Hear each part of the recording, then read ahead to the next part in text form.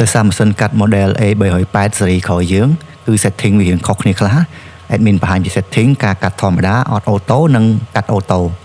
យើងចូលតាមនឹងមកហើយនេះ system mode ចូល setting system mode ហ្នឹងយើងយកកន្លែង single auto ក៏ប៉ុន្តែ admin បង្ហាញកន្លែង normal បន្តិច setting normal ហ្នឹងមានន័យថាកាត់អត់ auto ឯងយើងដាក់กระดาษចូលខ្លួនឯងចុចចូលឲ្យខ្លួនឯងទាំងអស់គឺអត់មានការ auto អ្វីទាំងអស់អញ្ចឹងយើងយកខ្ញុំ admin បង្ហាញហ្នឹងគឺនេះអត់ auto ទេដាក់ទៅចុចប៊ូតុងលើ screen របស់យើងនេះរុញវាចូលខ្លួនឯងទៅបន្ទាប់មកក៏រុញឆ្វេងស្ដាំនៃក្បាលកាត់ហ្នឹងមកកន្លែងសញ្ញាកាត់វាឲ្យត្រូវកន្លែងមកអាហ្នឹងគឺ system mode វាគឺអត់កាត់ auto ទេនេះរើស file ដោយសារ file admin កាត់តាម USB កាត់តាម QR code មកគឺវាកាត់បានដូចគ្នាក៏ប៉ុន្តែអាហ្នឹងវាអត់ auto ដាក់กระดาษទៅទេឃើញទេវាអត់ទាញកណ្ដាល auto ទេយើងត្រូវដាក់กระดาษសេរីកន្លែងខ្លួនឯងអញ្ចឹងកន្លែងនេះ admin ដាក់វាឲ្យលឿនតិចមកស្រួលចាំវាកាត់ហើយពេលវាកាត់ហើយវារុញกระดาษចេញទៅក្រោយអាហ្នឹងណា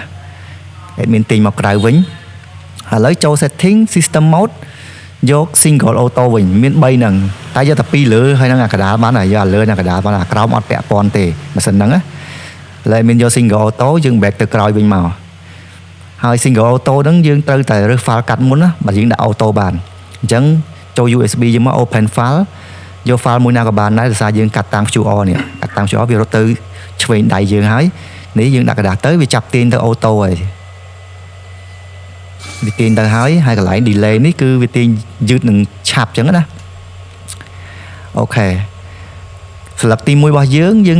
អាចសេរីក្បាលវាសិនអាហ្នឹងមានថាយើងអាចសេរីទីតាំងវាដែលវារត់មកកាត់បន្តនេះស្លឹកទី1អញ្ចឹង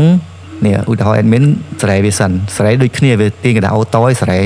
តែនេះសេរីតែម្ដងហ្នឹងណាលើក្រោយយើងដាក់កណ្ដាល auto រហូតសេរីហើយចុចពាក្យ cut មកអញ្ចឹងវាកាត់ទៅសញ្ញារបស់វាហើយឃើញទេអូខេឥឡូវមានខាយលឿននេះទៅនឹងស្លឹកទី1ស្លឹកទី1យើងទាញដូចគ្នាទាញមុខក្បាលកាត់យើងឲ្យត្រូវកន្លែងសញ្ញាកន្លែងកាច់ជ្រុងសញ្ញាពេលកាត់ហើយយើងដាក់កណ្ដាលស្លឹកទី2បានហើយនេះឃើញទេគឺវារត់ទៅឆ្វេងដៃក្បាលវាចាំយើងដាក់ទៀតឥឡូវយើងដាក់ទៅវាទាញចូលអូតូទៀតហើយយើងដាក់ឲ្យចំណាំកន្លែងយើងលើកនេះយើងមិនបាច់សេរីវាទៀតទេគឺវារត់មករកសញ្ញាវា scan QR scan អីខ្លួនវាហើយនេះវាកំពុងរក file រៀងយឺតតិចអូខេឥឡូវវាទៅកាត់ទៀតហើយដូចធម្មតា admin ដាក់លឿនដោយសារយើងកាត់តាម QR ឃើញទេ admin អត់មានទៅរើស file អីទៀតទេដោយសារ file ហ្នឹង admin ទុកក្នុង flash របស់យើងអស់ហើយវារកអូតូខ្លួនវាពេលវា scan QR នេះ file ថ្មីមួយទៀតណាគឺការកាត់ត្រង់ទ្រីវាខុសគ្នាកន្លែង delay admin ដាក់មួយវាឆាប់ទាញចូលឃើញទេដាក់មួយជាមួយដាក់กระดาษតាវាបន្តិចលើ sensor បន្តិចវាទាញចូលយកហើយអាហ្នឹងយើងចង់ឲ្យវាទាញរហ័សគឺវា scan សញ្ញា scan អី scan QR អញ្ចឹងទៅវាស្គាល់ file វាក្នុង flash ខ្លួនវាអូតូយើងមិនរើស file អីទេទោះជាការកាត់យើងខុសគ្នាក៏ដោយសំខាន់មាន file កាត់យើងនៅក្នុង flash អញ្ចឹងគឺមានតែប៉ុណ្្នឹងទេយើង stop វាមកគឺយើងឈប់